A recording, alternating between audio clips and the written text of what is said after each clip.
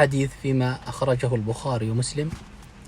يقول زيد الجهني أنه قال: صلى لنا رسول الله صلى الله عليه وسلم صلاة الصبح بالحديبية على إثر سماء كانت من الليل، فلما انصرف أقبل على الناس فقال: هل تدرون ماذا قال ربكم؟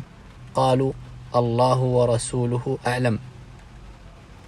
قال: أصبح من عبادي مؤمن بي وكافر، فأما من قال مطرنا بفضل الله ورحمته فذلك مؤمن بي وكافر بالكوكب، وأما من قال مطرنا بنوء كذا وكذا فذلك كافر بي مؤمن بالكوكب.